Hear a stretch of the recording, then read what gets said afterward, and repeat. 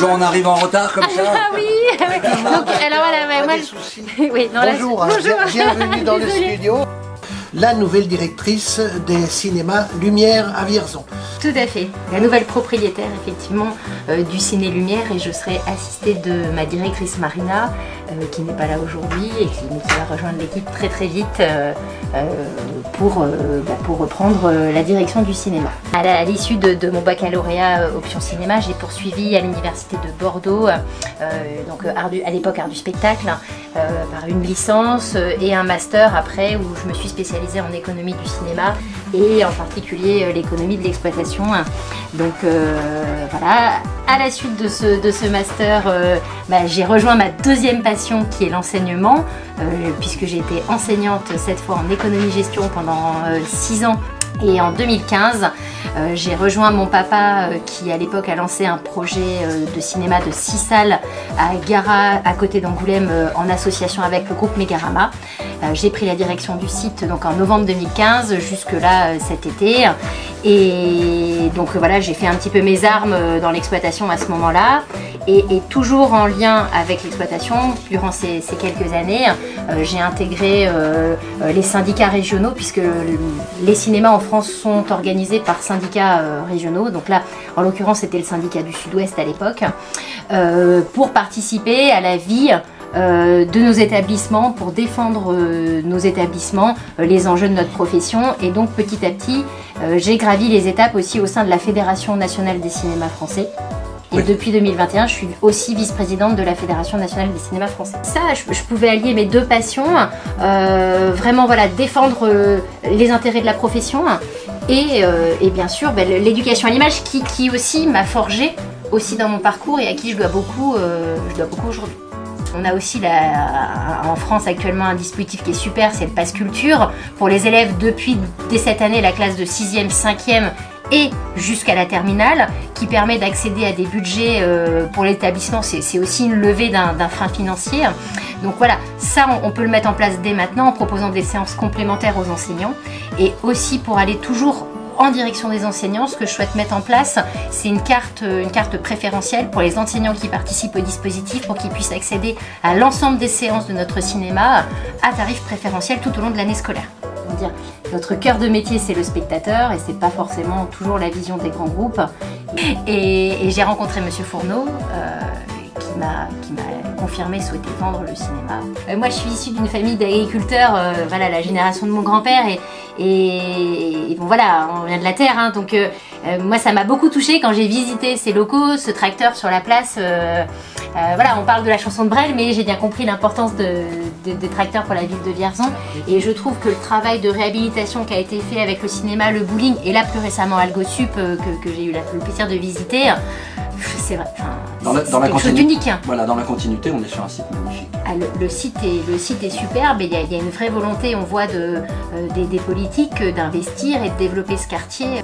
D'abord effectivement pour répondre aux problématiques d'explosion des coûts énergie, et aussi vraiment dans un processus plus vertueux. Longtemps on ne s'est pas du tout posé ces questions, on avait besoin de changer un projecteur, on le changeait, on en achetait un nouveau puis on jetait l'autre.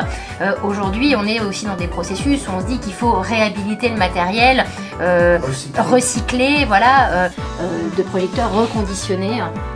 Voilà, on a changé les lampes au xénon, très énergivores et très coûteuses, voilà, pour mettre des blocs laser à l'intérieur. Donc ça c'est aussi un coût. Il y a tout un travail effectivement d'entretien du bâtiment, de modernisation du bâtiment, et en France, ce qui fait aussi la force de notre parc de salles, c'est qu'on a des exploitants qui investissent beaucoup dans la rénovation, l'entretien, la modernisation de leurs salles. Ce qui fait aussi la force de notre exception culturelle française.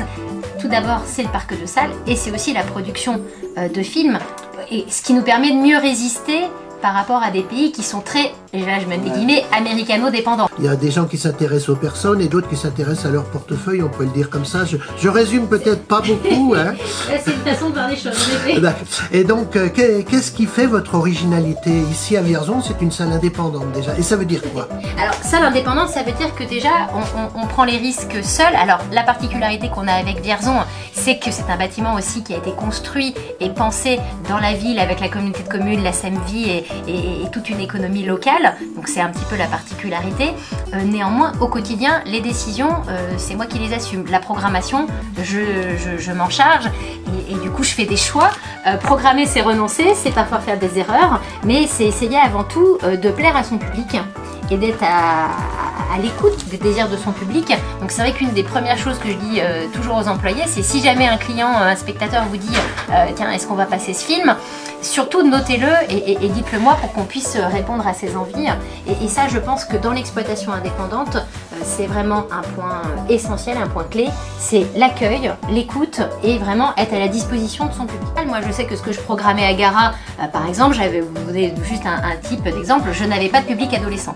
J'étais hors ville, pas du tout accessible en bus, donc tous les films qui se destinaient majoritairement, on va dire, à un public adolescent, souvent je faisais un choix de ne pas les prendre pour favoriser ma clientèle, par exemple senior, qui elle était présente en semaine, et pour trouver des films qui pouvaient plus leur convenir. Voilà. Madame Delage, Aurélie Delage, mais on dirait un peu Julia Roberts. Non, franchement, non mais objectivement. Alors, on vous l'a déjà dit, j'en suis sûre. Pas du tout. C'est pas vrai. Non. Bon bah il faut bien une première, et la première c'est à Vierzon. Alors là, mais quel accueil. Non mais c'est vrai que c'est une ressemblance assez flagrante pour moi en tout cas. Je suis touchée. Alors, vraiment magnifique. Il y a des actions qui sont menées aussi par la municipalité de Vierzon, puisque on a la chance aussi que la ville soit labellisée 100% EAC, donc éducation artistique et culturelle. Donc il y a tout un tas de projets qui sont faits en destination du très jeune public.